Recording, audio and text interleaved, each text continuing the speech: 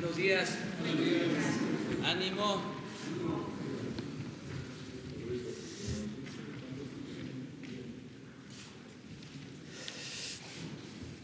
El día de hoy vamos a tratar el tema de salud, como todos los martes lo hacemos, aunque este tema ha sido recurrente por razones que todos sabemos de la epidemia del coronavirus.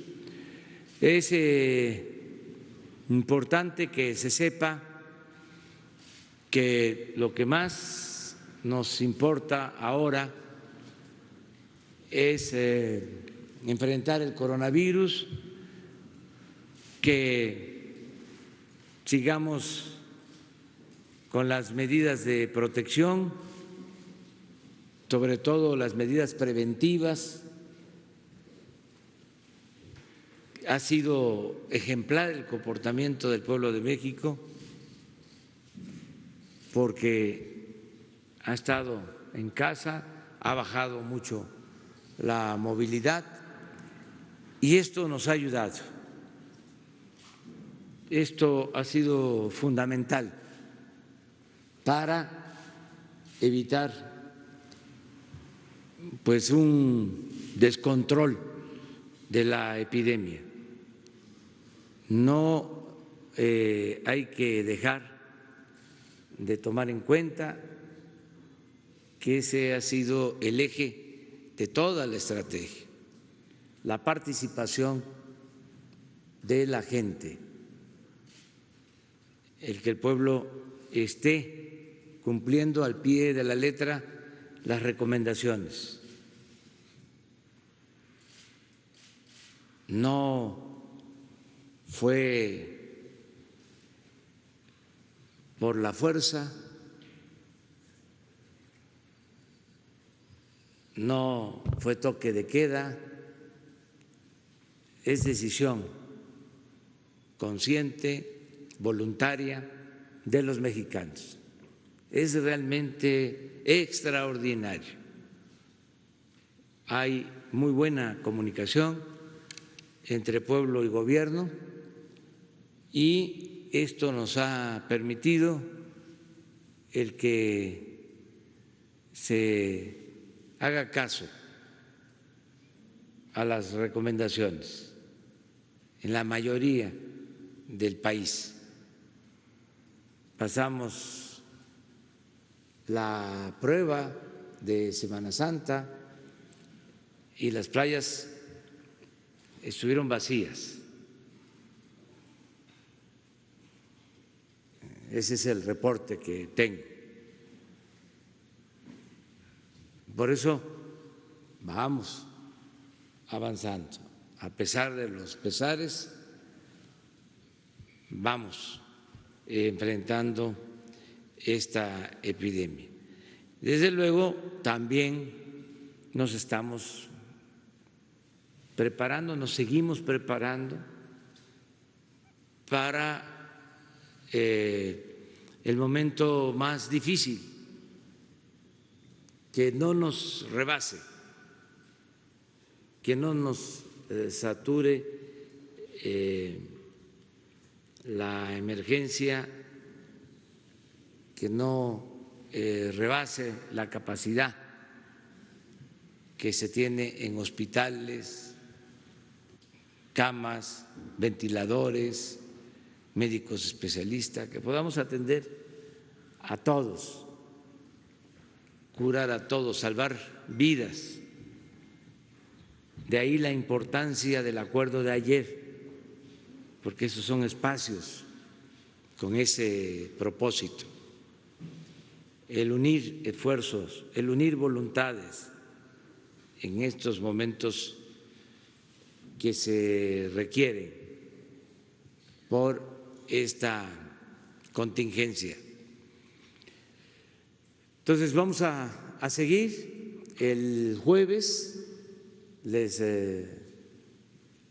anticipamos, ya vamos a hablar de la estrategia hacia adelante los especialistas, los médicos, los científicos que nos han venido guiando, que ellos han venido conduciendo toda la estrategia, van a presentarnos un diagnóstico de la situación y la proyección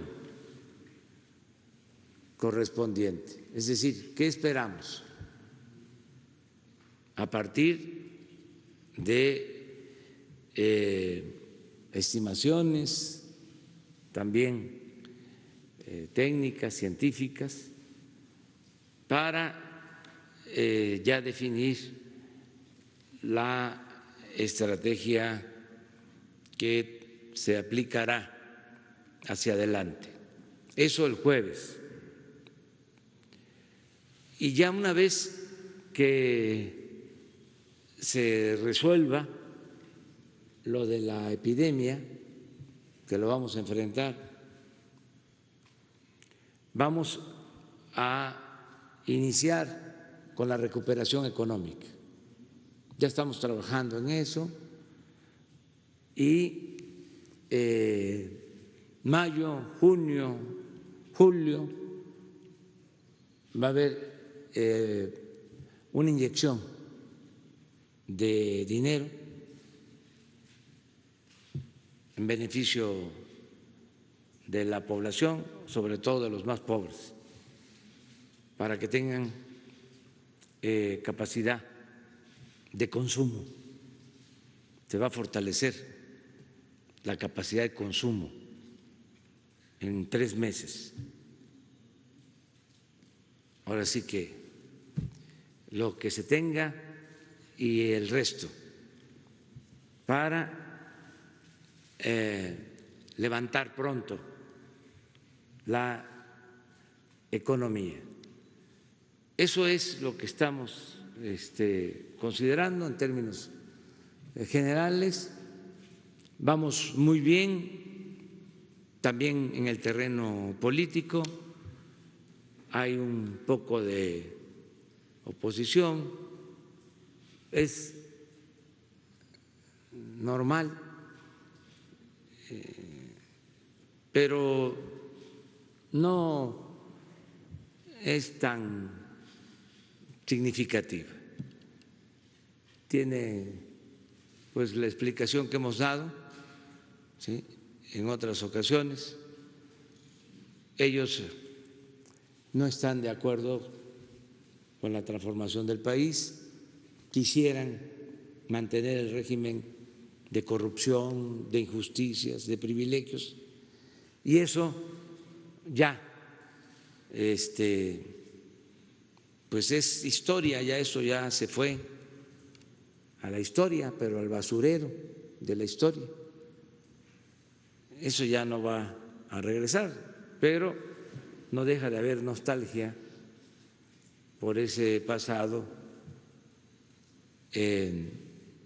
de injusticias, esas infamias que se cometían, en donde el gobierno estaba al servicio de un pequeño grupo y los bienes de todos, el presupuesto, que es dinero de todo el pueblo, se utilizaba para apoyar a minorías y se le daba la espalda a la gente, sobre todo a los pobres.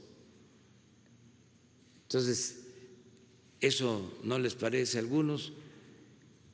Es legítimo que se opongan a esa política, pero nosotros llegamos aquí con esos postulados. Por eso fue el cambio.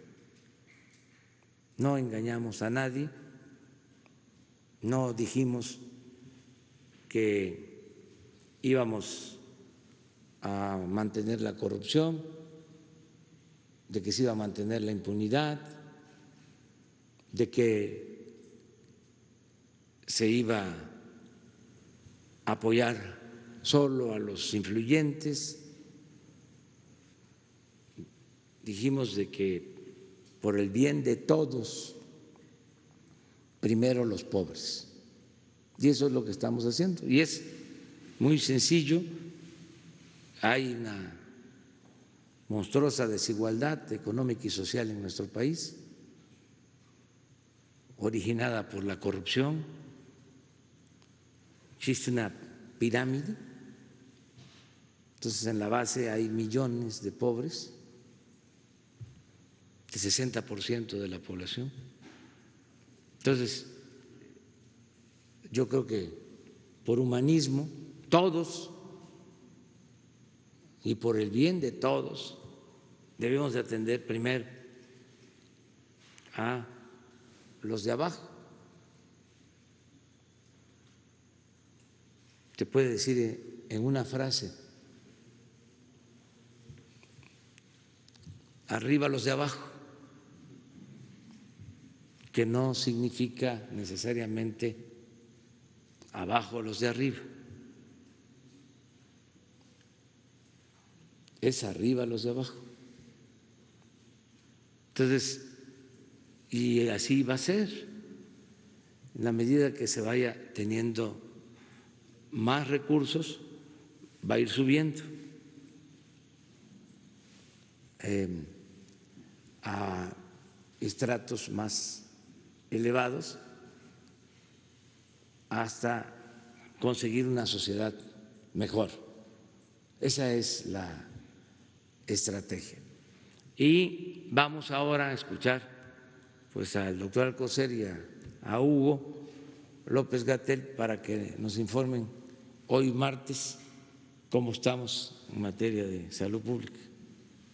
Pues de una vez, Hugo.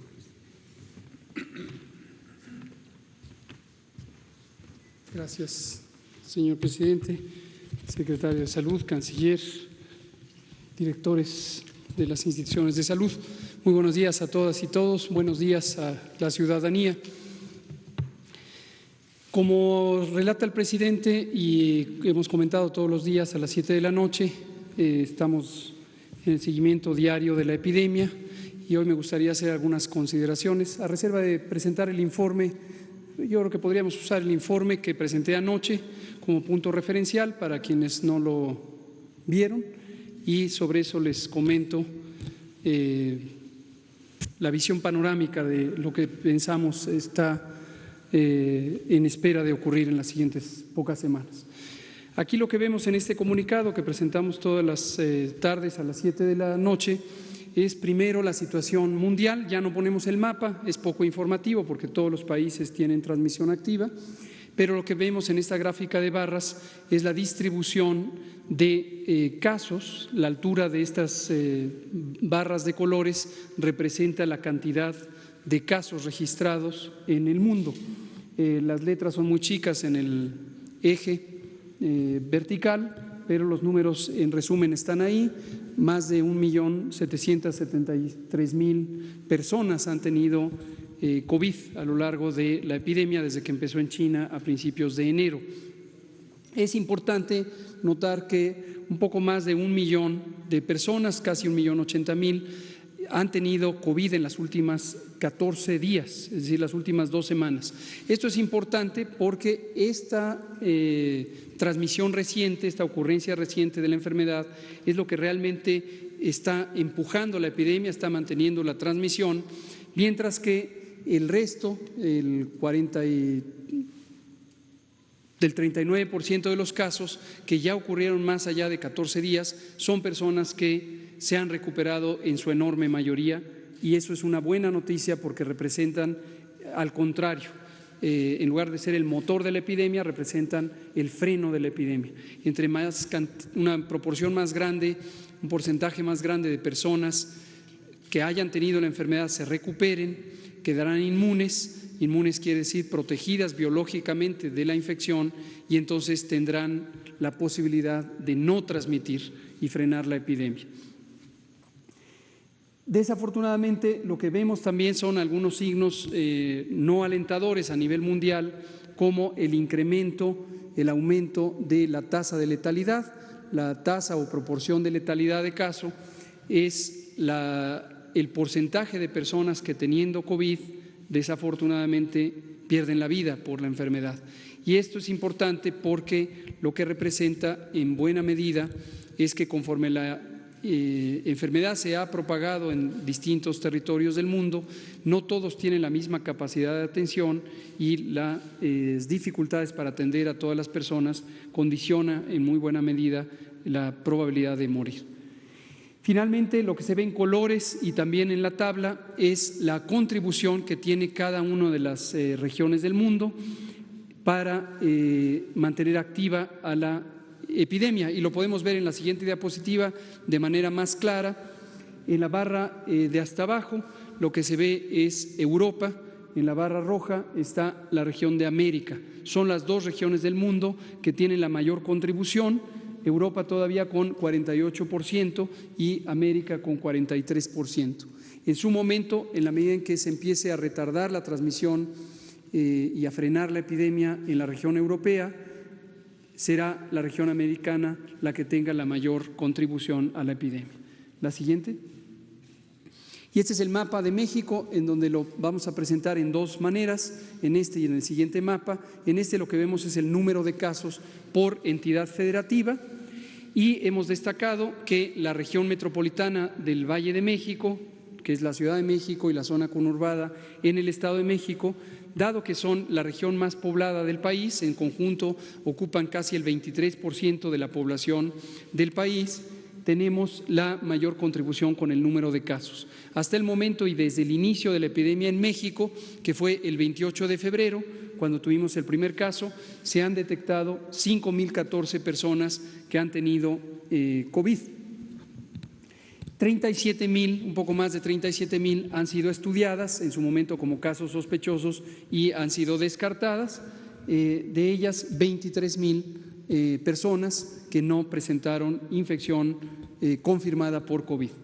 Y lo que vemos también es que el mapa ya se empieza a pintar de otros colores, además del verde y el verde oscuro. Ahora está en amarillo algunas entidades federativas, en su momento van a pasar al color rojo. Lo que quieren decir estos colores es la cantidad de casos que se han detectado en esas entidades a lo largo del tiempo. Destaco aquí que, aunque algunos estados están pintados en su conjunto, como el Estado de México o Nuevo León, no quiere decir que en todo el estado existe la misma intensidad de propagación. Claramente está mayormente concentrada en las zonas urbanas, que son las zonas metropolitanas de estos estados. En la siguiente, bueno, y muy lamentablemente, 332 personas han perdido ya la vida relacionado con la enfermedad y sus complicaciones. La siguiente. Este otro mapa, lo que se ve es la intensidad medida por la proporción de personas con respecto a la población que han tenido la enfermedad. Esta medida se llama incidencia y es la medida donde podemos comparar entre estados que tienen poblaciones diferentes. Aquí sí vemos que el estado de Chihuahua, desde luego la zona metropolitana del Valle de México y específicamente la Ciudad de México, así como Quintana Roo y Baja California Sur, son estados que, a pesar de tener diferentes poblaciones, tienen una intensidad de transmisión comparable. Este mapa lo estaremos presentando periódicamente. La siguiente. Aquí se ve la misma información, solamente que en una gráfica de barras. Para ilustrar lo mismo, véase Baja California Sur, como a pesar de que tiene una población pequeña y dispersa, si lo comparamos su número de casos con respecto a esa población, es el estado que tiene la mayor intensidad de la enfermedad. La siguiente. Aquí la Ciudad de México, por el número de casos, es la que destaca, seguida del Estado de México, y en el código de colores es lo mismo que en el mapa originalmente presentado. La siguiente. La distribución de edad es una característica que también hemos destacado a lo largo de estas semanas. Tenemos en México dos fenómenos, uno que nos ayuda y uno que no nos ayuda. El fenómeno que nos ayuda es la juventud. En México el promedio, o más exactamente la mediana, es decir, la mitad de la población tiene 37 años o menos. Si lo comparamos con los países de Europa Occidental o Estados Unidos, tenemos una diferencia de cerca de 12 o 10 años respectivamente en la distribución de edades. Por supuesto, dado que esta enfermedad afecta mayormente en su forma grave a personas adultas mayores, si tenemos menos personas adultas mayores, nos ayuda. Lo que desafortunadamente no nos ayuda, y lo podemos ver en la siguiente diapositiva, es la importancia de las enfermedades crónicas que contribuyen a la enfermedad grave por COVID. Diabetes, hipertensión, obesidad son tres enfermedades, tres condiciones de salud en las que México destaca con respecto al resto de los países del mundo por ser uno de los países más afectados. 3/4 partes de la población en México tienen sobrepeso o bien tienen obesidad, hasta 14% de las personas mayores de 20 años tienen diabetes y hasta 35% de las personas mayores de 20 años padecen hipertensión arterial. ¿Cuál es la consecuencia de esto? Que vamos a tener una epidemia en donde las personas adultas jóvenes que se veían en la diapositiva anterior, también, pero no la regrese, también tienen afección grave y eventualmente casos fatales. Aquí se ve la distribución en edades intermedias, de 20 hasta 59 años, tenemos en las barras amarillas personas con enfermedad suficientemente grave para requerir hospitalización, no todos en la terapia intensiva, no todos son enfermos críticos, pero sí han requerido hospitalización. En las barras verdes lo que se ve es personas que han tenido enfermedad leve, que se ha manejado en forma ambulatoria en sus domicilios. La siguiente. Aquí se ve la distribución del conjunto de los 5.014 casos confirmados, solamente estamos presentando aquí los casos confirmados que han tenido distintas condiciones clínicas, desde el manejo ambulatorio en sus casas hasta hospitalización y hospitalización en la terapia intensiva y los que han requerido intubación para apoyo mecánico ventilatorio. La siguiente. Aquí sí presentamos los sospechosos. Esto en días recientes parece que confundió a algunas personas que no tenían claro la diferencia entre casos sospechosos y casos confirmados. La diferencia es básicamente relevante para el manejo de la información, pero también para las acciones de salud pública. Recordemos que la intervención de contención que establecimos desde el inicio de la epidemia, antes incluso que el primer caso, consiste en detectar a los casos sospechosos y al tiempo que se les toma una muestra para diagnóstico por laboratorio, se les pone en resguardo domiciliario y se estudia a sus contactos para que estos también estén en resguardo domiciliario. En un momento dado, y también lo fuimos comentando, cuando ya son un conjunto bastante amplio de casos, esta medida de contención se vuelve poco útil, poco práctica y es conveniente instaurar las medidas masivas. En México aprovechamos la oportunidad de haber contemplado la epidemia desde antes de que empezara en México y pudimos anticipar 15 días, todavía en la fase 1, las intervenciones masivas de mitigación que corresponden típicamente a la fase 2. Esto lo que nos ha permitido es que masivamente disminuyan los contagios y eso va a contribuir importantemente al control de la epidemia. Ahí se ven en sus distintos tipos de presentación clínica los casos ambulatorios o leves, los casos estables, graves y críticos, tanto los sospechosos como los confirmados. La siguiente. Las enfermedades, ya hemos destacado, hipertensión, diabetes, obesidad, el propio tabaquismo, que en sí mismo es una enfermedad, además es un condicionante de prácticamente una centena de daños a la salud. El tabaco siempre es malo, los productos del tabaco, tanto los que se consumen por combustión, por quemado, como los que se vaporizan, son elementos nocivos para la salud. Esto lo sabemos perfectamente y se sabe desde hace muchas décadas. La siguiente. Aquí se ve en tres grandes grupos arbitrariamente organizados las personas menores de 25 años, que incluye a los adolescentes y niños, que muy afortunadamente no tienen enfermedad grave y no han tenido casos fatales. Recordarán que al inicio de la epidemia habíamos comentado que los niños los íbamos a considerar, sobre todo los menores de 5 años, como un grupo de riesgo, igual que los consideramos para la influenza. Eso lo dijimos en un momento en donde la epidemia solo estaba en China y no había una suficiente experiencia acumulada de conocimiento para identificar esto. Afortunadamente, el conocimiento que se produjo conforme la epidemia avanzó en otros países nos ha permitido identificar con razonable certidumbre que los niños no son una población de alto riesgo, a diferencia de lo que sí seguimos considerando para los adultos mayores, las mujeres embarazadas y las personas que padecen enfermedades crónicas. El grupo de edad intermedia, 25 a 59 años, sí tiene esta letalidad de 5.1% y notoriamente los mayores de 60 tienen letalidades superiores al 14%. La siguiente. Este es el detalle por entidad federativa. Aquí quiero destacar dos cosas. Cuando vemos en una entidad federativa letalidades altas, esto puede representar al menos dos cosas. Una, que la capacidad de atención pudiera estar rebasada y el rebasar en la capacidad de atención, como lo hemos alertado, puede condicionar una mayor letalidad porque la oportunidad de atención de las personas en estado crítico se reduzca.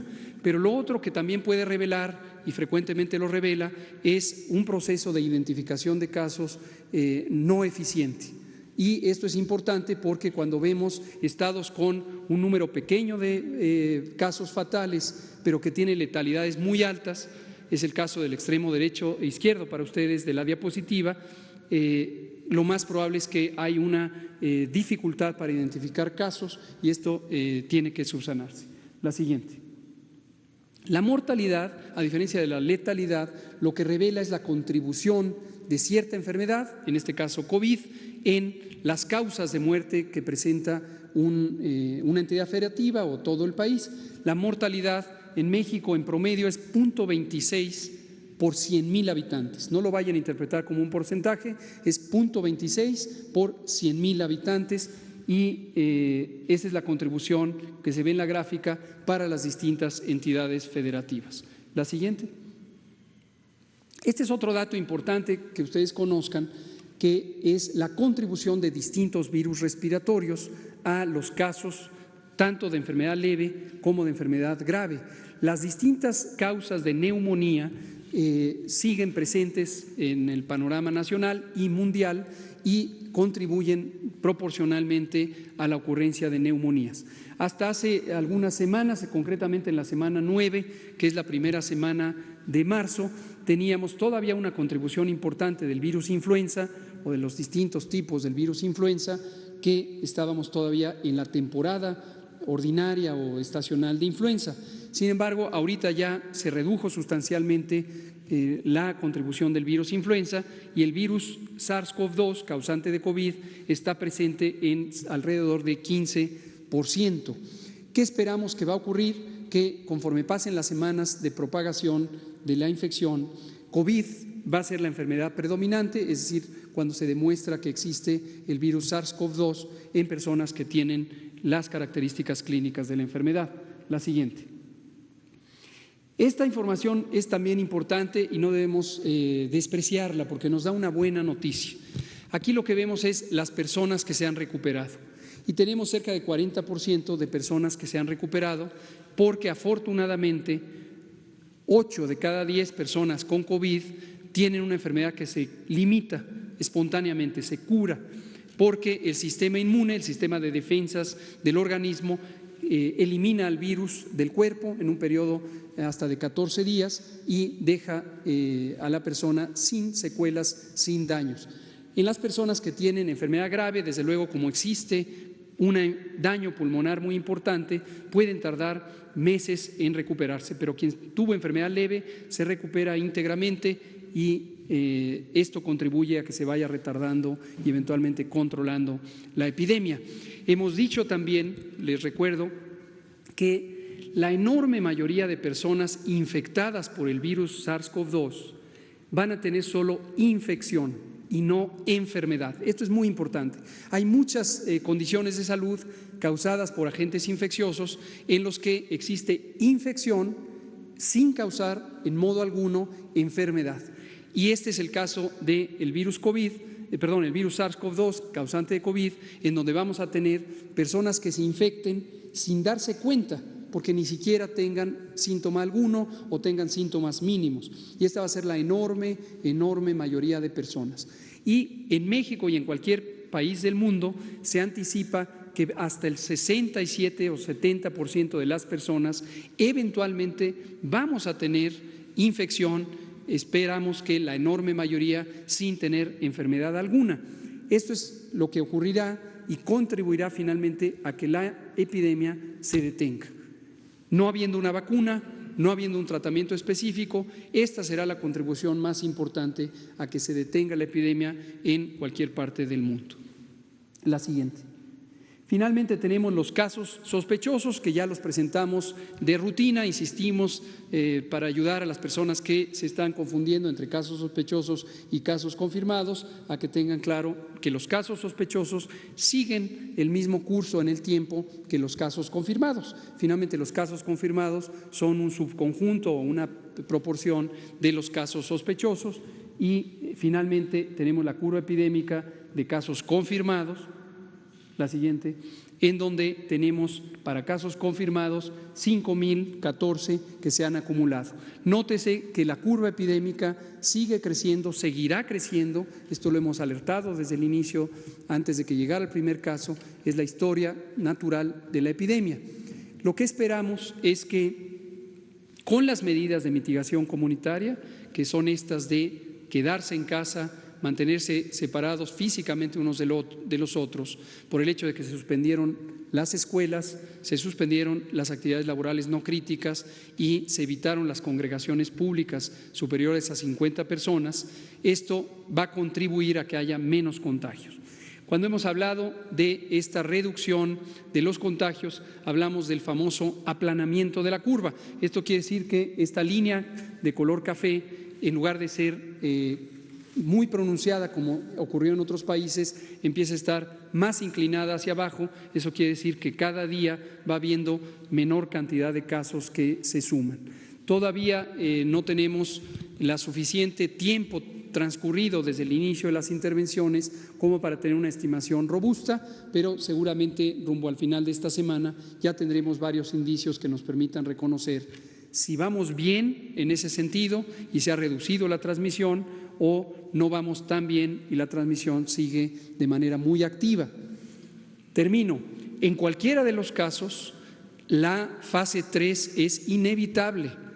La epidemia no se va a parar, lo hemos dicho muy claramente, no se va a parar, es imposible detener súbitamente una epidemia con un virus tan transmisible como es el virus SARS-CoV-2.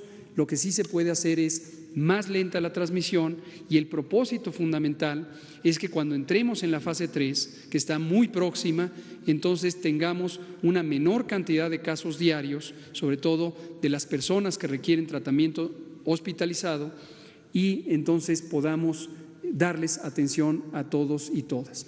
En su momento, esta contribución a la reducción de los contagios se apreciará de acuerdo a qué tan intensamente se cumplieron las medidas de mitigación, las medidas de aislamiento, las medidas de sana distancia.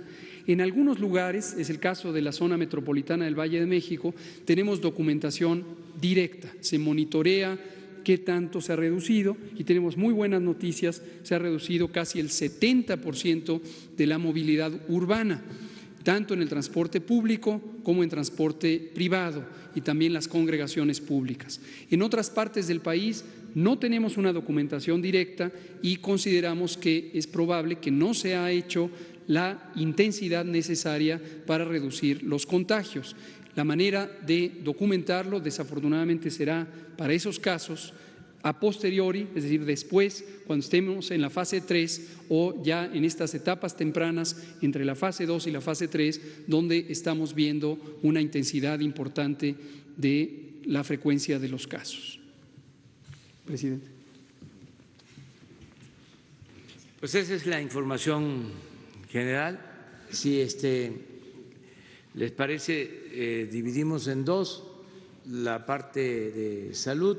Y si hay algún otro tema, también lo abordamos. Vamos sobre salud. A ver. Gracias, presidente. Hans, usted y usted. Y luego nos vamos a este lado. Buenos días, presidente. Buenos días, subsecretario Gatell, Hans Salazar, de ZMG Noticias, Grupo Político y Zócalo Virtual. Secretarios, perdón, preguntarle, en todo este tema de las fake news y todo lo que no voy a recapitular porque es bastante difundido y aquí mismo se ha tocado, hay un punto muy particular que ahorita está subiendo el nivel de desinformación o de información distorsionada, y eso es lo que yo quiero preguntar. En el tema del equipamiento al personal de los hospitales, hablo en general porque son médicos, enfermeras y una serie de personal que, bueno, es toda una diversidad. Hay mucho, incluso un actor famoso ya sacó un video, ya se le contestó por parte de una delegada del IMSS, pero sigue abundando, incluso ha habido quejas de personal de otros hospitales. La pregunta concreta, doctor, frente a estas informaciones que también ya se han desmentido, otras no y otras sí, y etcétera, es un sube y baja tremendo en la población y en la incertidumbre. Ya aquí se ha detallado el tema del puente con China por parte del canciller, incluso aquí presente, la adquisición de equipo que viene, que va en camino, etcétera, todos los puentes que el propio presidente aquí presente lo ha mencionado. ¿Hasta qué punto hay esa distribución en los hospitales de cualquier, ya sea IMSS, ISSSTE, Pemex, etcétera? ¿Hasta qué punto está llegando? ¿Hasta qué punto este tipo de cosas está sucediendo? ¿Hasta qué punto también puede haber incluso un sabotaje interno? Porque puede ser en las medicinas respecto al cáncer, incluso usted, subsecretario, mencionó en su momento que había ese desvío, digamos, huachicol del medicamento, ese desvío, esa corrupción por parte de personal mismo desde adentro e incluso gente de sindicatos, no sé. Esa sería la pregunta. ¿Hay una consistencia respecto a esta entrega del equipo médico? Porque también ya salió la otra versión de personal médico diciendo sí tenemos, sí nos está llegando, hay fotografías, pero yo quisiera lo más puntual que fuera, doctor, respecto a este tema para poder dar respuesta oficial y detectar las fake news. ¿Se está entregando o ustedes también ya están detectando que a la entrega y la distribución en los hospitales hay retención por sabotaje, por corrupción? ¿Qué está pasando en ese punto concreto, doctor? A mí yo creo que mucha gente está muy interesada en saberlo, nos han llegado muchos comentarios al respecto y creo que en este momento debe de haber una contundencia, y con este comentario sí quisiera decirle, también hay acoso contra los doctores, hay agresiones, híjoles, sin nombre, incluso contra usted, doctor. El día de ayer, indudablemente, ¿qué pretenden? Socavar la imagen, en este caso de usted, de la parte científica, como lo ha hecho el presidente. Ayer, pues desafortunadamente, no lo dejan ni comer ni desayunar, con perdón del comentario. Esa sería mi pregunta, doctor. ¿Hay esa intención de sabotaje? ¿Hay esa intención, usted considera, de mermar este liderazgo científico para operar esta emergencia sanitaria? Gracias. Gracias por la pregunta. Quisiera comentarle varias cosas, incluyendo los datos que los tenemos, ahorita los van a poner en pantalla, si me esperan tantito, sobre la distribución de estos materiales. Espérenme tantito con esto. Nada más quisiera dar primero una panorámica. Una de las decisiones, desde mi punto de vista, muy útiles que tomó nuestro presidente al inicio de esta epidemia, desde el inicio, y lo ha comentado aquí, se lo comentó a los otros 19 líderes mundiales del grupo G20, es que los problemas como las epidemias, sean manejadas de acuerdo a estándares científicos, de acuerdo a información técnica, no de carácter político. Esto es impresionantemente importante, porque las decisiones no pueden estar construyendo escenarios de la realidad distintos a los que existen, a los que son reales.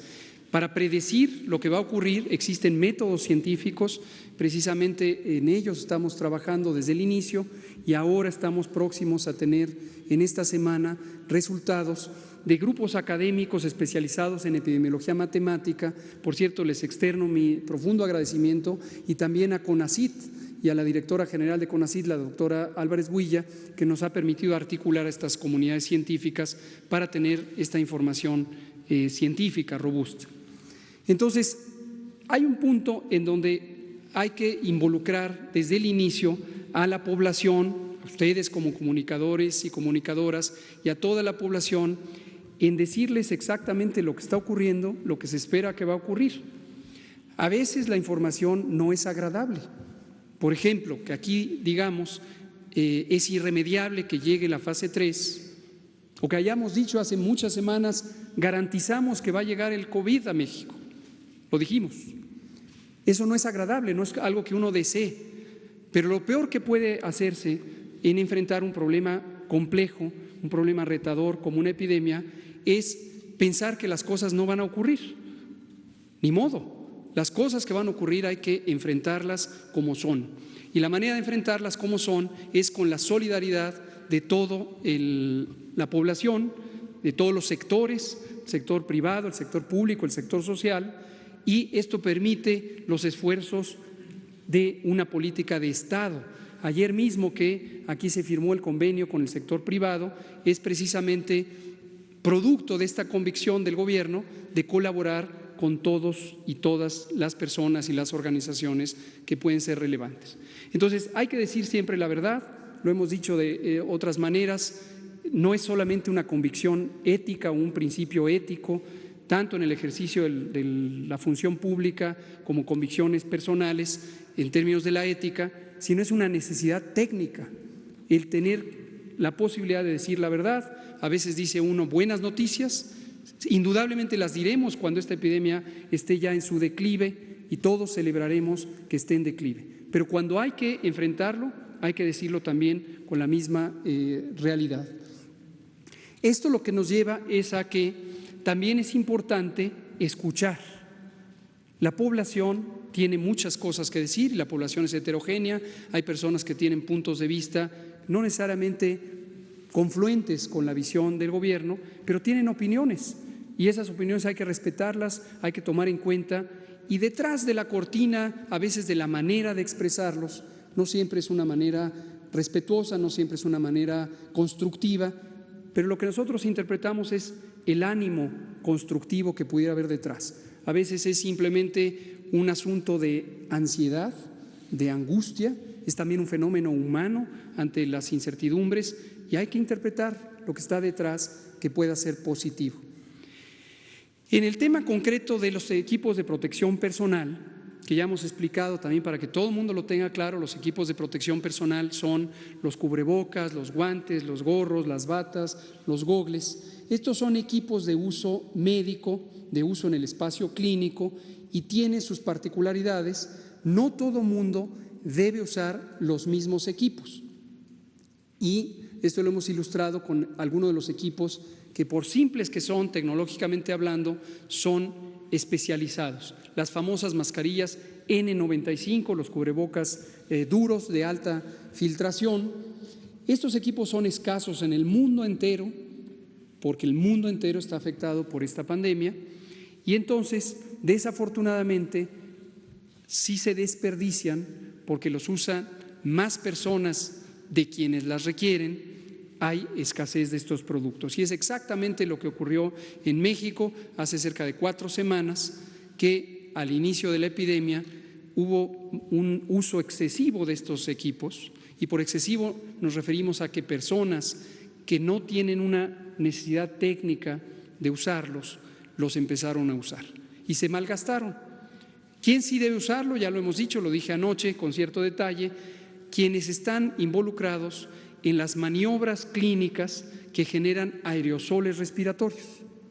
El virus SARS-CoV-2 se transmite por la vía respiratoria a través de partículas líquidas de secreciones respiratorias de la nariz y la faringe y la tráquea. Quien está tomando muestras para el diagnóstico con los hisopos que se ponen a través de la nariz, los médicos y personal que está involucrado en los procedimientos de terapia intensiva, específicamente en la intubación traqueal, son quienes deben usar estos equipos. En la misma unidad de terapia intensiva, quien no está involucrado en ese procedimiento y está a algunos metros apartado del paciente en el momento que se hace el procedimiento, no requiere utilizar el cubrebocas N95. Esto no es un capricho, esto está documentado. Tenemos nuestra guía de control de infecciones que publicamos desde la primera semana de febrero, que está alineada con guías semejantes de la Organización Mundial de la Salud, de los Centros de Control de Enfermedades de Estados Unidos o de Canadá o de Europa, y la guía tiene un sustento científico y técnico. Entonces, la realidad es que se malgastaron los equipos, la realidad es que hubo escasez de los equipos. Y en ese sentido nos parece completamente legítima la inquietud del personal de salud que en su momento expresó la necesidad de tener esos equipos y dijimos con perfecto realismo, es un reto enorme conseguir estos equipos en el mundo, es un reto igual que ha sido difícil conseguir los ventiladores mecánicos. Que sea un reto no quiere decir que a uno le guste y no quiere decir que uno se queda de brazos cruzados. Entonces, todas estas semanas hemos tenido un intenso trabajo para conseguirlos donde sea necesario. Agradecemos precisamente aquí al canciller que ha coordinado el grupo que ha permitido conseguir, localizar estos equipos y conseguirlos. Desde el martes pasado llegó el primero, ya van 2 y serán 11 aviones del puente aéreo México-China. Y en cuanto llegaron los equipos, ahora sí, si me pasan la diapositiva, se distribuyeron de la manera más rápida posible a las unidades de salud. Este es el resumen que se puede ver de las distintas entregas. Ahí están equipos de diagnóstico y laboratorio, equipos de protección personal en el segundo renglón, donde tenemos la expectativa de casi 6 millones de equipos en la primera entrega, luego la segunda entrega otros adicionales y otros insumos de higiene y medicamentos. Y aquí se ve el detalle de los insumos de protección personal. Ha habido donaciones también, por cierto, gracias a todas las personas, organismos o entidades sociales y privadas que han donado, muchas gracias. Aquí están sus contribuciones que son valiosísimas y que nos han permitido sumar a lo que llegó en los aviones y que fue distribuido. Ahora, sobre su pregunta, que agradezco, termino diciendo lo siguiente. En la narrativa social a veces permea la idea de si en esta localidad, en este consultorio, en esta cama de terapia intensiva no hay un cubrebocas, es culpa del gobierno y se señala hasta este recinto o hasta esta persona que es el jefe de la nación. Tengamos claridad también en ese sentido. Las responsabilidades del gobierno federal son procurar los insumos que hemos venido procurando, pero el trayecto es muy largo. Entre que llega el avión y se distribuye, finalmente llega al punto de servicio, al punto de uso, y ahí están involucradas muchas personas. Entonces, efectivamente, hacemos un llamado directo a la ciudadanía, en este caso a los y las profesionales de la salud. Si ustedes en su unidad no tienen el equipo, ayúdenos a encontrar quién fue el que obstaculizó que llegara el equipo. Nosotros podemos decir, con evidencia en la mano, que los equipos fueron adquiridos, que los equipos fueron transportados y que los equipos fueron entregados.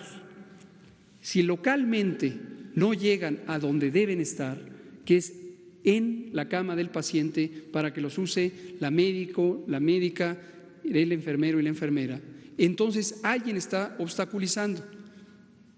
Y la solidaridad de la población también nos va a ayudar a detectar quién está interfiriendo con el bien público y con la protección de la salud.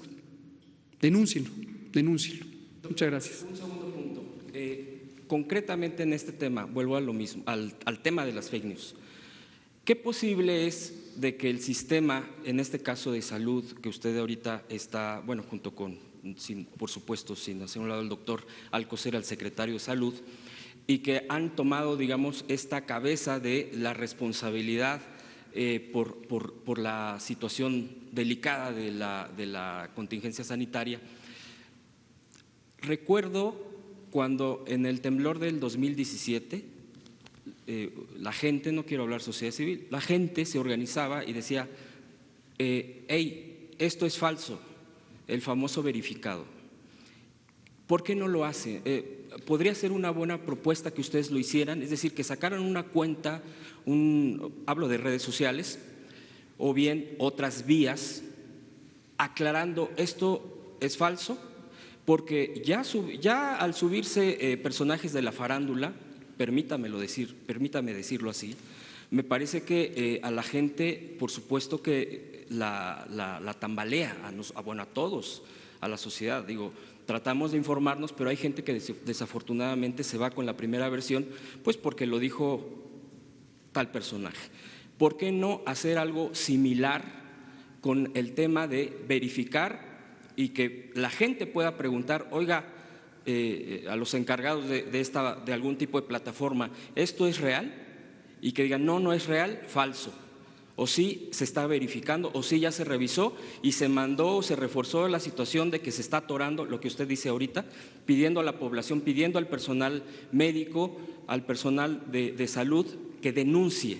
Entonces, que pudiera haber este tipo de plataforma y yo creo que pudiera estar frenando este tipo de contingencia. Y pues preguntar, por ejemplo, el caso del gobernador de Baja California, digo, no voy a mencionar lo que dijo, yo creo que ya todos sabemos que los médicos lo que les está pasando. Y es una voz oficial, por supuesto, es el gobernador. Y yo no le pregunto por un asunto de politiquería o de política o de grilla, como vulgarmente se dice, sino técnicamente. Doctor, ¿qué podría responder al respecto? Y con eso pues yo le agradecería las respuestas que me Sí, yo diría de manera muy sintética, gracias, que es deseable que en una sociedad plural todo el mundo se pueda expresar, que todo el mundo encuentre la libertad para externar sus opiniones. No siempre hay que coincidir y es una responsabilidad individual de cada quien situarse en el lado de la verdad o en el lado de la mentira y en la intención de comunicar algo, la responsabilidad que eso implica. Con mayor razón cuando existe un reto para todas y todos en una nación, hay que mantener un espíritu de unidad, de cordialidad y contribuir. Un país finalmente es como una nave circulando por el océano.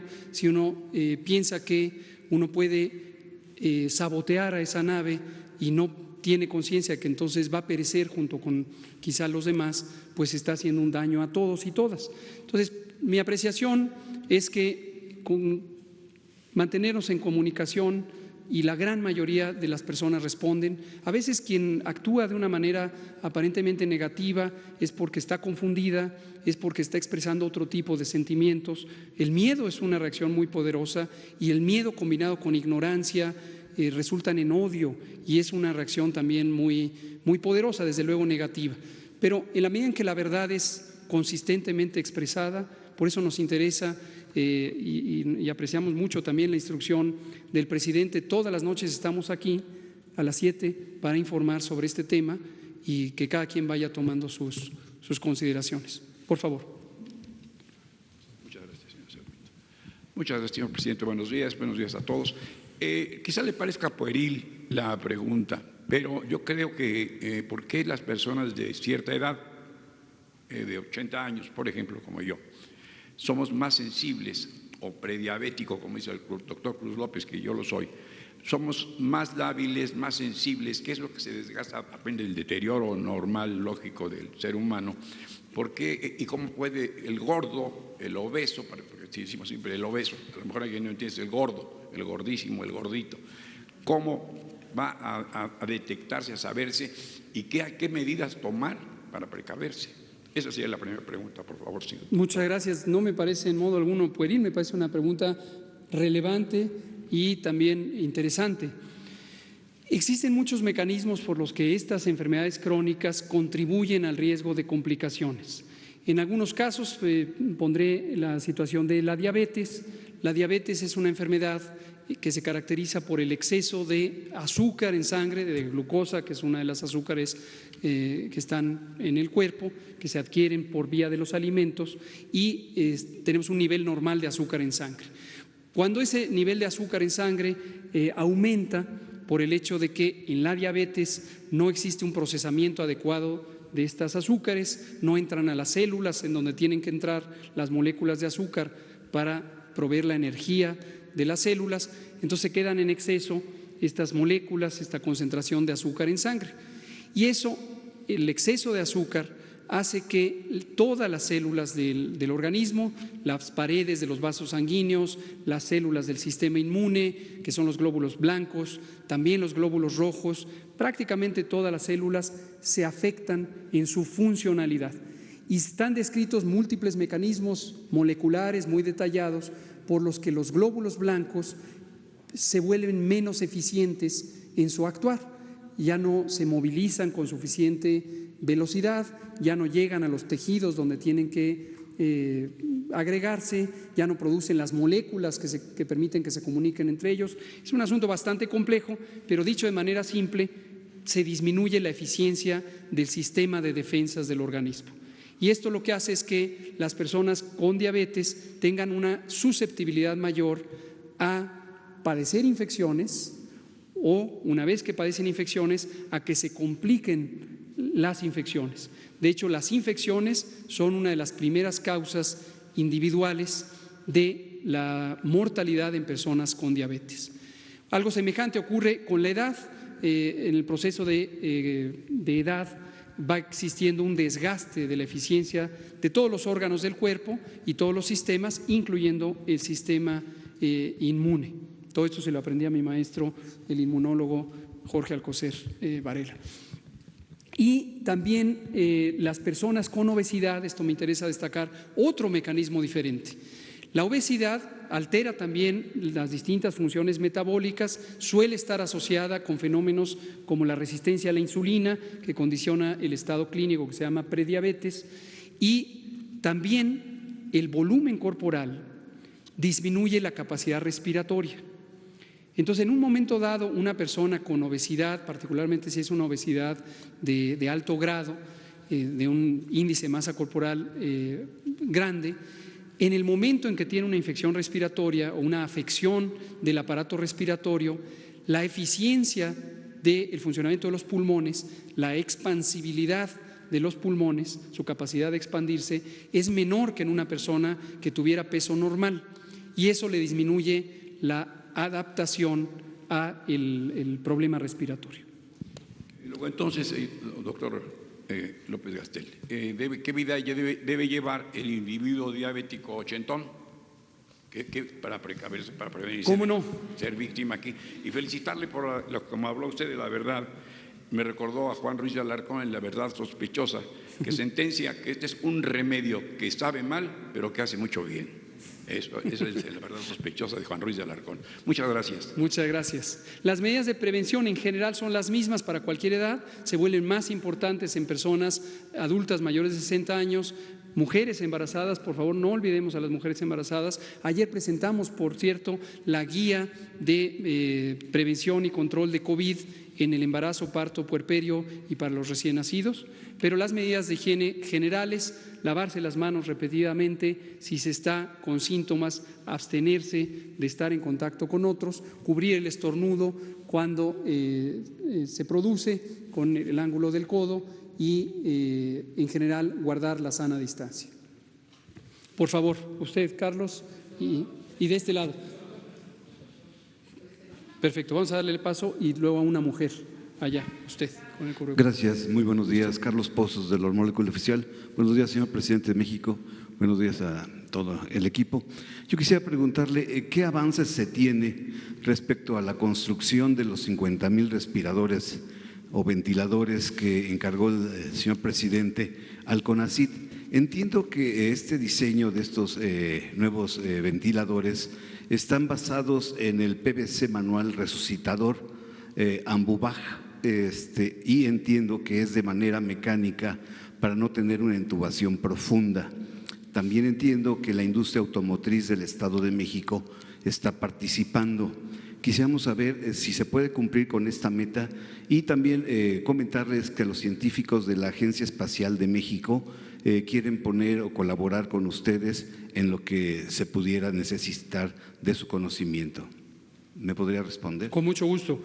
Efectivamente, el presidente encomendó a la doctora Álvarez Huilla, directora general del CONACYT, Consejo Nacional de Ciencia y Tecnología, que coordinara los esfuerzos de integración de todos aquellos científicos, ingenieras, ingenieros o compañías sociales o privadas que tuvieran alguna propuesta de construcción de ventiladores, de fabricación. Descubrimos, lo cual fue interesante y estimulante, que en México hay una enorme capacidad de ciencia y tecnología. Existen centros públicos de investigación, todos estos están afiliados o coordinados por CONACYT, que tenían varias propuestas. Algunos institutos de salud, como el Instituto Nacional de Ciencias Médicas y Nutrición Salvador Subirán, tenían también un prototipo desde hace varios años que incluso ya estaba en uso, si no clínico, por lo menos experimental, en seres vivos. El Instituto de Nutrición tiene una unidad de cirugía experimental desde hace muchos años. Y también había instituciones académicas como la Universidad Nacional, como el Instituto Politécnico, o incluso privadas como el Tecnológico de Monterrey, que tenían propuestas que eran interesantes. Se estableció un grupo coordinado por CONACYT, participó también la Secretaría de Economía, directamente con la secretaria Graciela Márquez, participó la Cancillería también y desde luego la Secretaría de Salud, y reunimos a especialistas en salud, específicamente en medicina crítica, ingenieras e ingenieros, también otros que tienen contemplado capacidad para ver la visión económica. En este momento se habían identificado hasta 7 u 8 prototipos. La doctora Álvarez Huilla con el grupo técnico identificaron que no todos los prototipos eran realmente prototipos, sino eran lo que se llama maquetas, y la diferencia estriba en que los prototipos tienen una mayor cercanía con convertirse en un producto real, escalable en producción, mientras que las maquetas son una especie de prueba de concepto. Todavía no tenemos el informe más reciente del ciclo reciente, en la última semana. Parecía que había 2 prototipos prometedores y una oferta importante de varias compañías, la industria automotriz y otras, que aeronáutica también son otros de los que tienen estándares industriales muy favorables. Entonces, yo creo que próximamente tendremos el informe y podremos comunicarlo con más detalle. Mi segunda pregunta, señor presidente, subsecretario. ¿Hay rabia en los columnistas mercenarios? Dentro del periodismo mexicano también tradicional existe esa rabia. Entiendo que es válida la crítica al poder, pero quienes guardaron siempre silencio como momias, ahora tienen una campaña de desprestigio a la credibilidad y autoridad sanitaria. Mi pregunta es esta: ¿el COVID-19 se ha convertido en punta de lanza para romper la unión de los Estados Unidos mexicanos? ¿Podrá el COVID-19 romper el pacto federal fiscal? Yo sé de salud pública. Cuando habló de rabia me hizo pensar en la enfermedad infecciosa causada por el virus de la rabia. Por cierto que México, después de un esfuerzo de 30 años, un esfuerzo muy organizado a través de varias administraciones, fue el primer país que obtuvo la certificación por parte de la Organización Mundial de la Salud por haber eliminado la rabia transmitida por perros y gatos. Fíjese, recientemente recibimos este reconocimiento por parte de la Organización Mundial de la Salud, lo que representó un éxito de la salud pública mexicana, que a lo largo de varias administraciones, de varios gobiernos de distinta orientación política, mantuvo un trabajo muy constante.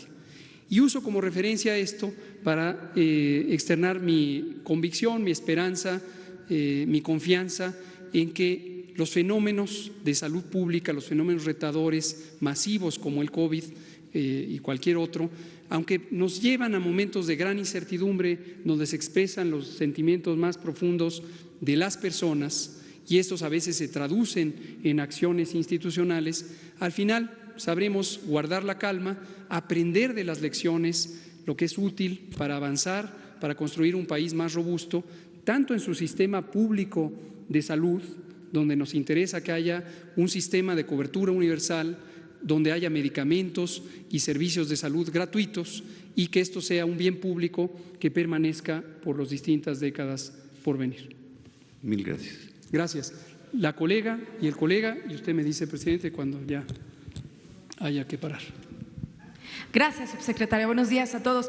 Me gustaría, Isabel González, Grupo Imagen, me gustaría saber la ruta que siguen, la entrega de estos equipos de protección para el personal sanitario. Ustedes dicen, bueno, nosotros como autoridad máxima dentro de una epidemia que siempre es la Secretaría de Salud y el Presidente de la República, se encargan de pedir estos equipos. ¿Cuál es la ruta que sigue una vez que llegan? ¿Cuánto tiempo va a tardar a que ese personal especializado que está con los pacientes contagiados del COVID le llegue? Porque independientemente de lo que dijo el gobernador, independientemente de lo que dijo el actor mexicano, pues ahí están los videos del personal médico y de salud. Esos no los dan los medios de comunicación, simplemente con el celular de este personal uno se entera y ahí están los medios de comunicación y las redes sociales. En fin, ¿cuánto tiempo tarda? Esto por un lado.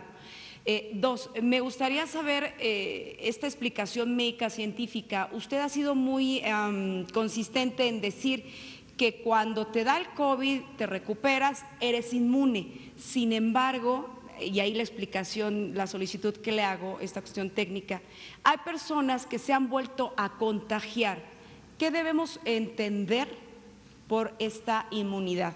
Y dos, al presidente de la República saber, con base en esta, digamos, en esta curva de la epidemia, de la fase más crítica, de la fase más difícil, ¿qué se está pensando hacer en los escenarios del ciclo escolar, presidente? Vienen las vacaciones de verano, ¿qué escenarios se están contemplando para estos chicos de educación básica, sobre todo de preescolar, de primaria, de secundaria? Algunos tienen la posibilidad de un equipo tecnológico, de tener clases en línea.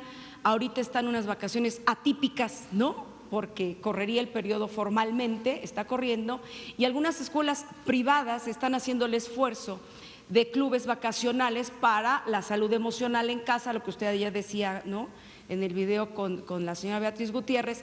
Pero ¿qué está contemplando el Gobierno de la República, presidente? ¿Se van a tomar esos 2 meses del verano? ¿Con lo que se tiene se evalúa o vamos a esperarnos un poco más? Conocer los escenarios. Gracias. Le contesto las dos primeras.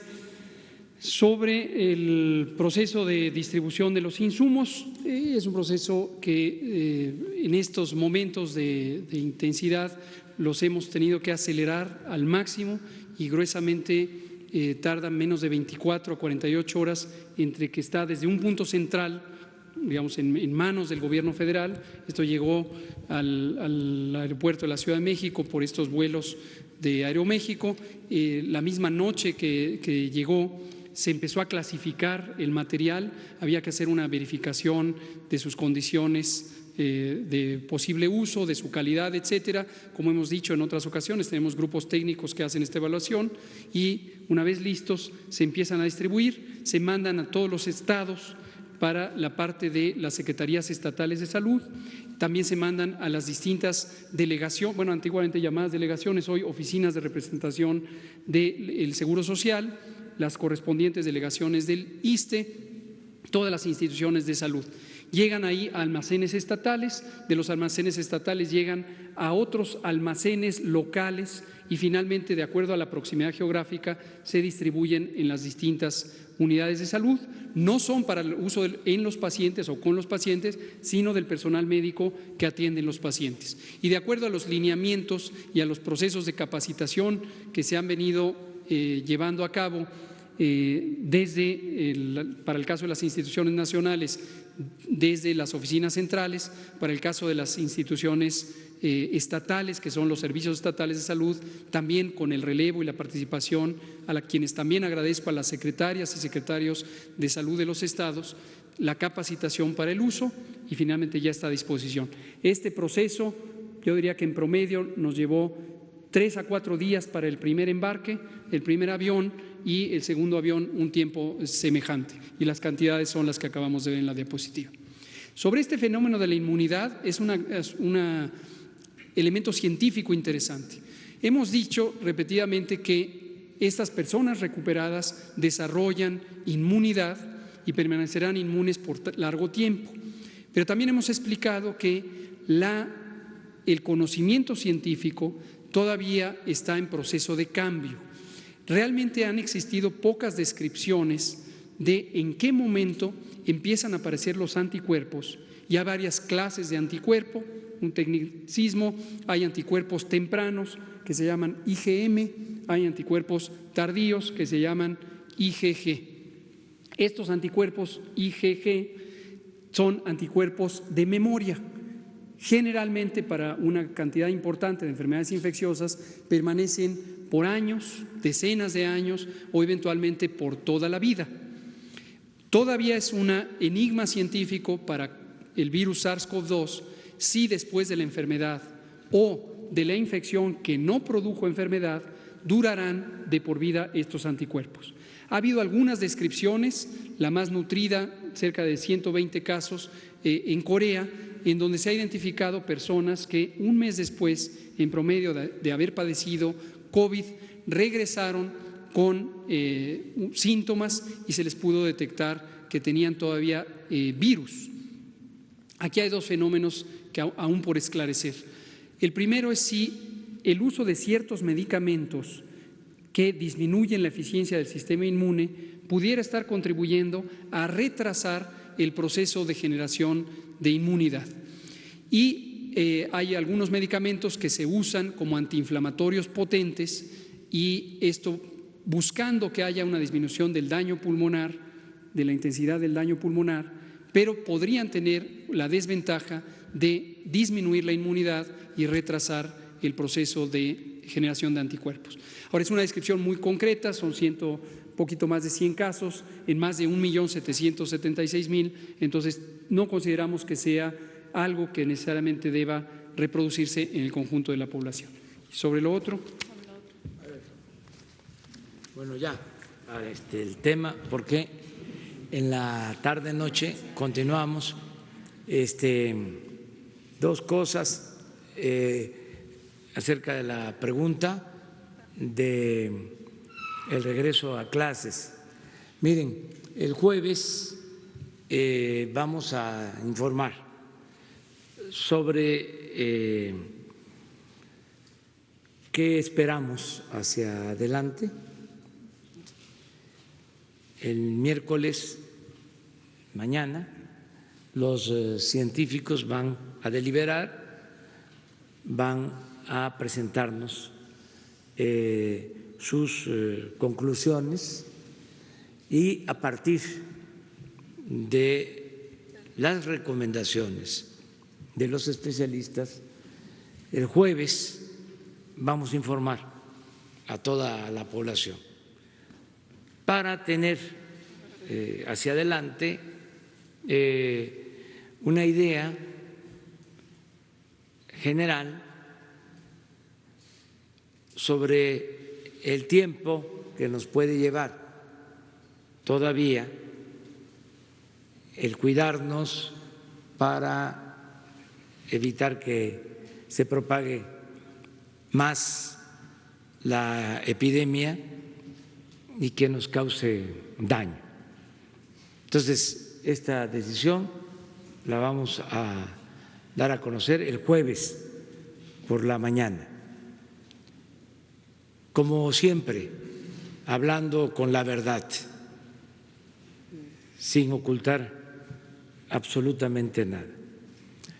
Acerca de lo otro que preguntaba el compañero, ya hablamos de que los adversarios nuestros, que afortunadamente no es la mayoría del pueblo de México, nuestros adversarios, que no nuestros enemigos, porque no tenemos enemigos,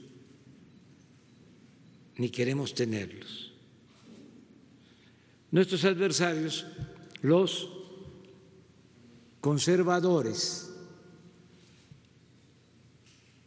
y espero que también se entienda que no lo digo en términos despectivos, no hablo de conservadores, catalogándolos como indeseables. Es una corriente de pensamiento que siempre ha existido. ¿Qué es ser conservador? Pues es querer mantener el statu quo, es decir, que las cosas no cambien, que las cosas se conserven, de ahí lo de conservador. Y hay varias denominaciones. Hay conservadores por ideas, no necesariamente el conservador es el que tiene dinero, puede ser una gente modesta, de clase media, pero tiene ese pensamiento conservador. Y hay también los que defienden sus intereses, sus privilegios. Esa es la esencia de la definición del conservadurismo. Los que no quieren perder privilegios. Entonces, este grupo, aún no convertido en una reacción, desarticulados,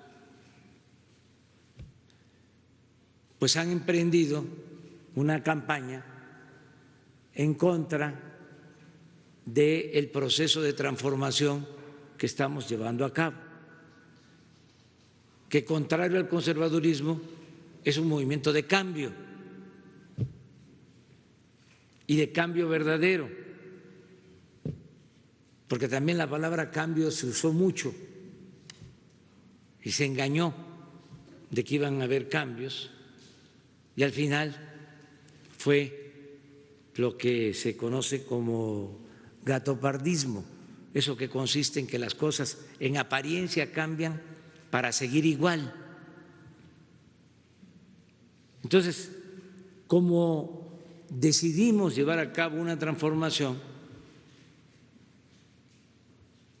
pues naturalmente existe una oposición conservadora.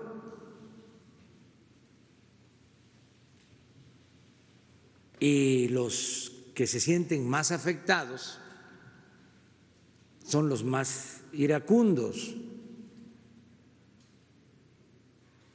los más enojados, alterados.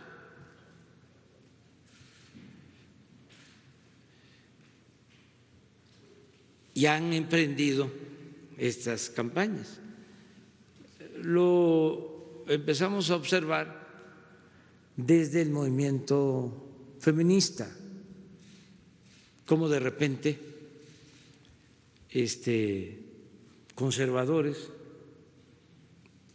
se montaron en el movimiento feminista, porque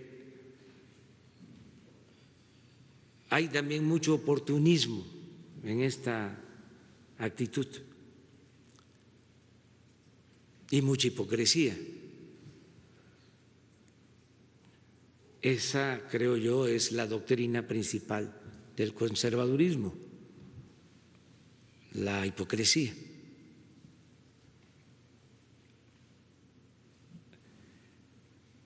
Viene lo del coronavirus y ahí están. Acuérdense de cómo dieron por muerto a un señor antes de que falleciera. Y han estado orquestando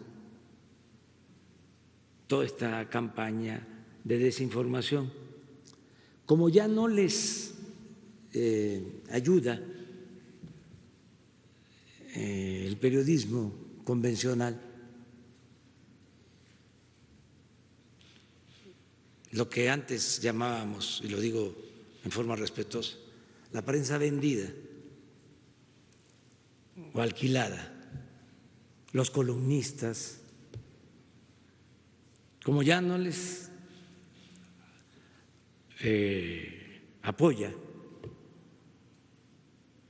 en el propósito último, que es desgastar al gobierno para que se detenga la transformación, porque ese es el fondo del asunto. Ellos quieren mantener el régimen de corrupción y nosotros queremos cambio. Y son momentos de definiciones. ¿Es corrupción o transformación? Parece maniqueo, pero esto ayuda más a aclarar las cosas. Si matizamos mucho no se va a entender. Entonces, como ya la gente despertó, ya hay un nivel de concientización en el pueblo de México, bueno, que llevó a que se ganara la elección presidencial, aún en contra de todos los pronósticos de la gente que luchaba desde tiempo atrás, quienes fueron precursores de nuestro movimiento,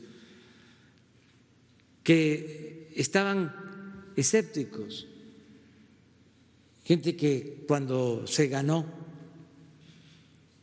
pues lloraba, pero al mismo tiempo pensaba que había sido pues un milagro, o si se quiere en términos coloquiales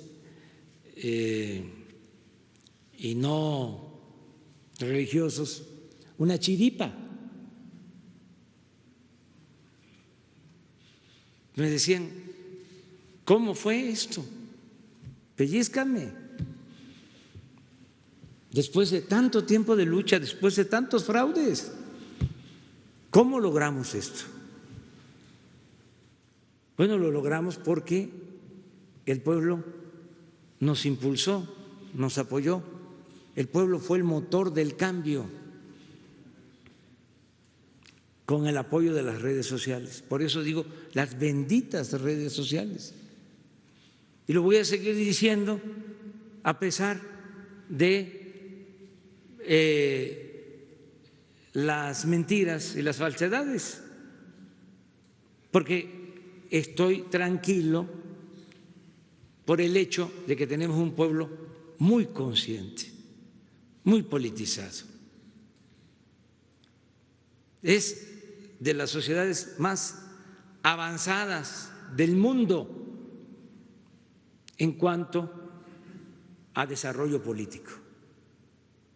Fue una gran transformación, un cambio de mentalidad, lo que se experimentó en los últimos tiempos.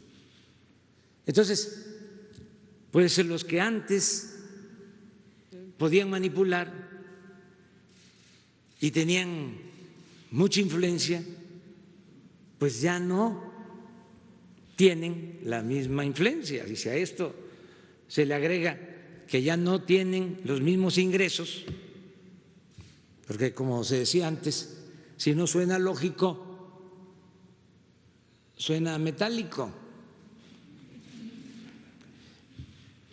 Imagínense un columnista que llegaba a ganar hasta $1,000,000 mensuales y que ahora está batallando no quiere decir que le vaya mal, pero estaban muy mal acostumbrados, tenían un tren de vida de multimillonarios, y eso de multimillonarios extravagantes, porque yo conozco multimillonarios austeros que no andan con trajes costosísimos, no con zapatos costosísimos, con alhajas, no. Incluso sus aviones son, vamos a decir, normales. Entonces, ya ellos, aunque siguen pues atacando, siguen oponiéndose a nosotros, ya no funcionan, ya no tienen el mismo efecto, porque estos que se creían los dueños de México, pues hacen encuestas. ¿No les parece raro de que hay toda una campaña en contra del gobierno y no aparecen encuestas? No aparecen. En otras circunstancias, bueno, hubo un tiempo en que hacían encuestas diarias. Ahora no hay encuestas. Entonces, ven lo que está pensando la gente, porque el pueblo es sabio, y lo he dicho muchas veces y lo repito, el pueblo no es tonto, tonto es el que piensa que el pueblo es tonto. Entonces, como ya no les da, entonces van escalando. Entonces buscan a personalidades mucho más conocidas que los articulistas, que los conductores de radio, que los intelectuales, porque con todo respeto, los intelectuales orgánicos pues no son muy conocidos. Es una élite. Entonces, lo que necesitan es contrarrestarnos con personalidades que tienen un reconocimiento colectivo mayor. De ahí que últimamente provocan entrevistas a un personaje del deporte para que opine mal, que por cierto nunca se había metido a hablar, me caía muy bien, bueno, me sigue cayendo bien, porque no opinaba, mientras otros, incluso con menos cualidades deportivas, opinaban, ¿sí?, en lo político. Sería mantenido con mucha prudencia. Pero bueno, un deportista, ahí se los dejo de tarea. Luego, una artista conocidísima, muy respetable, se los dejo también de tarea. No, yo estoy nada más dando los elementos generales, ¿sí? Es un esquema general. Y ahora, un comediante también muy conocido, con talento, que es, pues no diría utilizado, pero forma parte, ¿no?, de esta estrategia general. ¿Qué opino yo sobre todo esto? Que ayuda,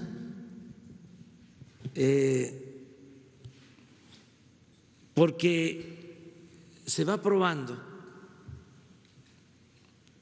el grado de madurez política de nuestro pueblo. Vamos midiendo qué nivel tenemos de concientización en el país. Y esto no está mal. Ya hasta un expresidente dijo que no va a participar ahora con un grupo que se formó, ¿no?, para atacarnos, pero que sí va a participar en la revocación del mandato, que va a ser en marzo del 2022. Yo les recuerdo de que nosotros llegamos aquí por convicción y luchamos por principios, luchamos por ideales, no por cargo. Nosotros vamos a estar aquí hasta que el pueblo lo decida. Por eso propusimos lo de la revocación del mandato, porque el pueblo pone y el pueblo quita. Yo, por autoridad moral, por honestidad, que es lo que estimo más importante en mi vida, no podría estar aquí si no cuento con el apoyo de la gente. No es de que me eligieron por 6 años y me tienen que aguantar a fuerza, no. Por eso propuse lo de la revocación del mandato. Pero además propuse de que se hiciera para que no costara el mismo día de la elección federal, es decir, el año próximo, en la elección de junio, la elección federal. Se opusieron los conservadores en el Congreso a esa fecha. Hay constancia de que envié la iniciativa para que se le consultara al pueblo si quería que continuara el presidente o que renunciara. Y dijeron que no, y a regañadientes que hasta el 2022. ¿Qué les ofrezco a los conservadores? Con todo respeto, para que sea el pueblo de manera pacífica el que decida. Les ofrezco adelantar la fecha, que la revocación del mandato no sea hasta el 22, que la hagamos aprovechando que van a haber las elecciones el mismo día. Es una tarjeta adicional. Se va a votar por diputados, por autoridades locales, por gobernadores, porque van a haber cambios en los estados, y una boleta. ¿Quieres que continúe el presidente o que renuncie? Y podemos hacer el cambio a la Constitución. Y yo envío, si me responden hoy, mañana la iniciativa de reforma constitucional. Y se puede porque se tendría la mayoría absoluta tanto en la Cámara de Diputados como en la Cámara de Senadores y también en los congresos locales. Esto ayudaría mucho para que se aminorara el ansia y que en este tiempo bajara pues el enojo, no el malestar social. No, es que el mejor método para resolver diferencias es el método democrático. En la democracia es el pueblo el que manda.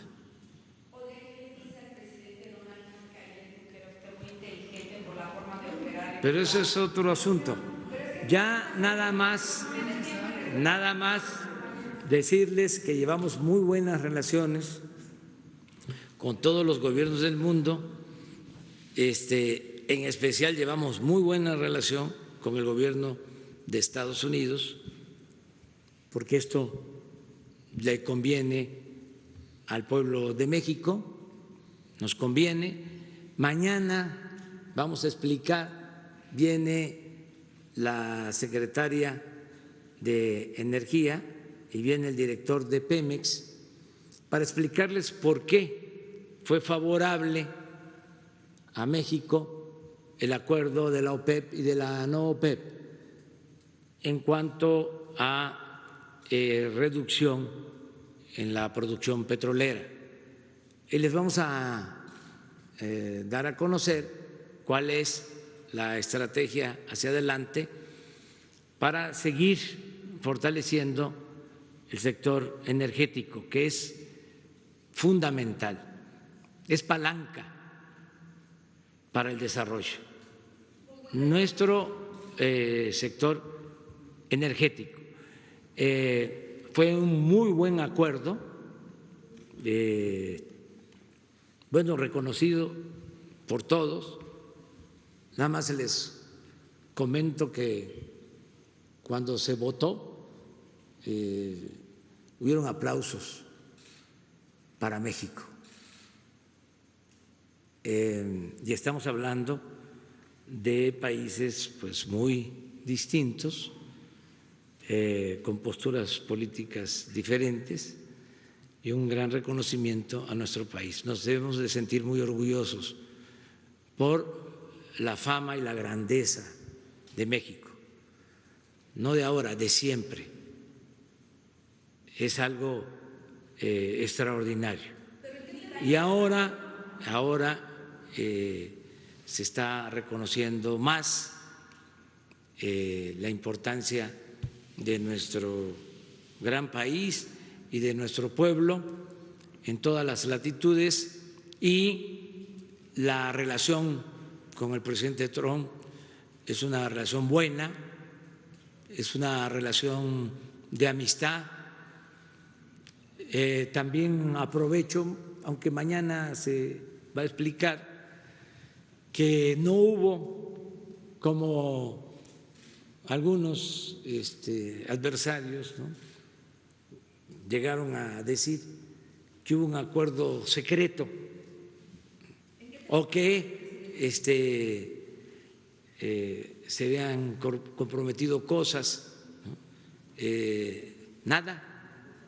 El compromiso fue de que vamos a reducir 100,000 barriles diarios en nuestra producción, que significa el 6%, mientras todos los demás países, por circunstancias distintas a las de México, que explicamos muy bien, su reducción es del orden del 23%. Yo les comento a ustedes que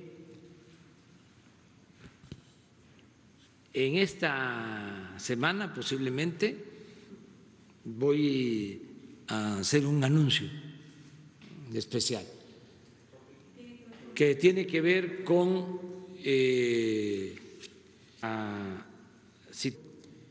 muy bien,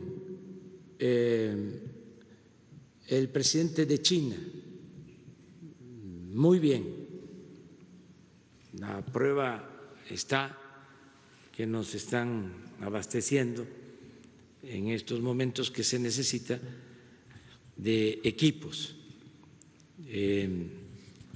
Y ya dije, el presidente Donald Trump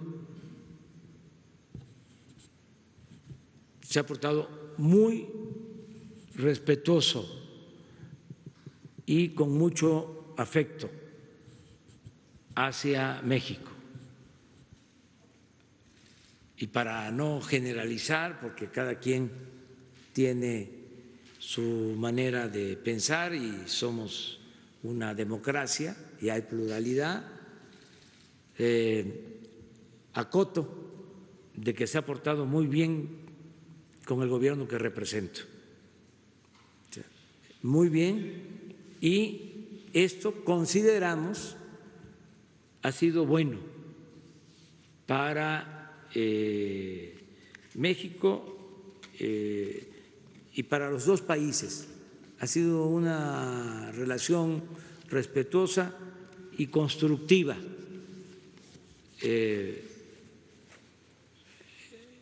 Al grado de que en esta semana nos van a resolver, aún con sus necesidades,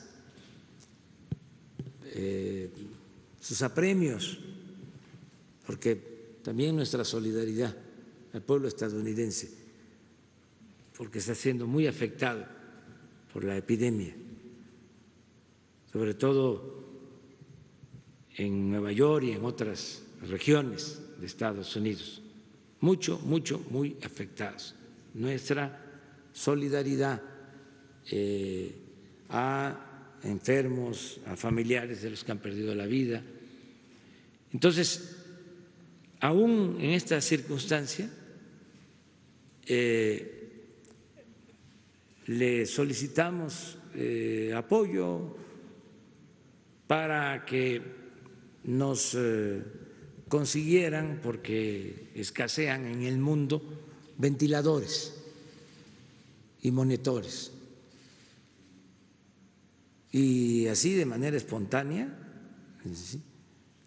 como se dice coloquialmente, de bote pronto, me dijo en la conversación, estábamos tratando el tema delicadísimo de la OPEP, en un momento muy difícil. Ya después que se fijó la postura de México con claridad y él aceptó con una actitud muy comprensiva. Después de eso le planteé lo de los ventiladores y de inmediato me dijo, voy a hacer todo lo posible, mañana le hablo. No me habló, me mandó a decir de que están consiguiéndolos, están buscando la forma de conseguirlos. Esperamos ayer. Parece que la Cancillería ya tiene un aviso de que en esta semana pueden decirnos si van a poder ayudarnos con estos ventiladores. Entonces, es una relación muy buena, muy buena. Hablamos después, vamos a estar hoy pendiente del doctor Hugo, que tiene todo nuestro apoyo, todo nuestro respeto. Fíjense los opositores, ¿cómo son?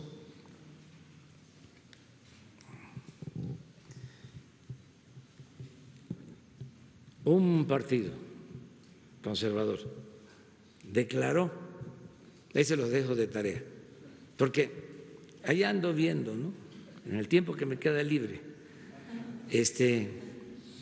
¿Qué dicen? ¿En qué andan?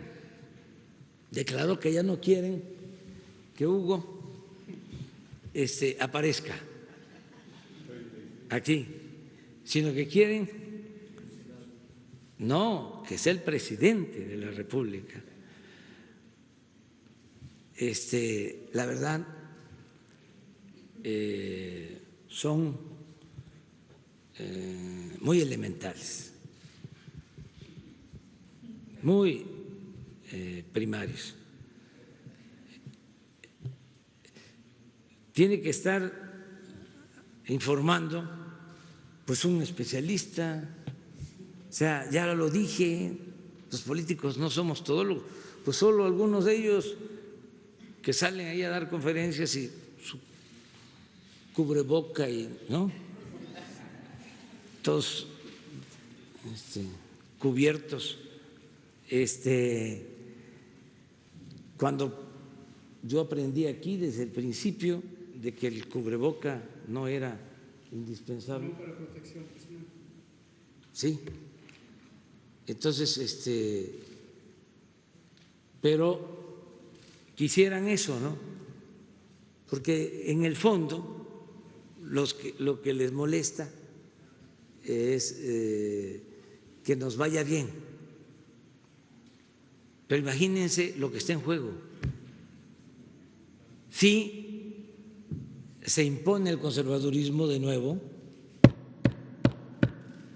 tocó madera, si hay un retroceso, pues se vuelve a instalar la peste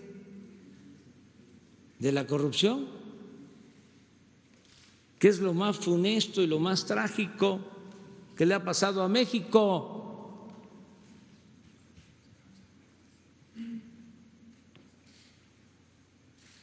Eso sí, sería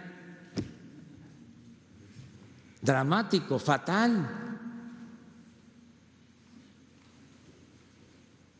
Ojalá y recapacitaran, porque pues no solo se trata de ellos, están hablando, yo creo que no tienen pues derecho a comprometer el futuro de sus hijos, de sus nietos, con esa actuación irracional.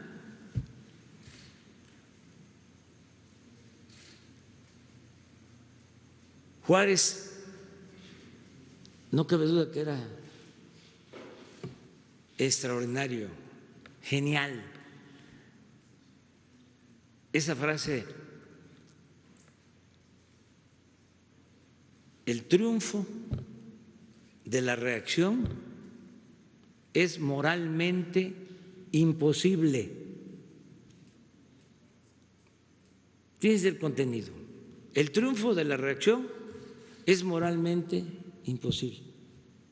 ¿Por qué lo decía? Porque ¿cómo van a triunfar quienes le dan la espalda a su pueblo, a su patria, quienes van al extranjero a buscar a un príncipe para gobernar México? ¿Cómo van a triunfar los que mienten, los hipócritas? Por eso es extraordinaria la frase. Pueden imponerse con la mentira, con el dinero, pero nunca tendrán autoridad moral. Y si no tienen autoridad moral en estos tiempos, no van a poder tener autoridad política. Entonces, ojalá y todo esto ayude, está ayudando mucho a esclarecer nuestra situación como país. Y yo estoy optimista, yo sé que vamos a salir adelante, como lo dije en el informe, vamos a volver a abrazarnos en las plazas públicas y vamos a iniciar la recuperación económica, social, se va a regresar a la normalidad productiva y vamos a salir adelante como hemos salido siempre ante adversidades, catástrofes, calamidades, por la fortaleza de México, por la cultura de México. Hablábamos desde el principio, no se tomaba mucho en cuenta, pero cuando pase todo esto y tengamos que hacer un análisis sereno, vamos a valorar la importancia de nuestras culturas, de nuestras costumbres como pueblo, de nuestras tradiciones, la importancia de la familia mexicana.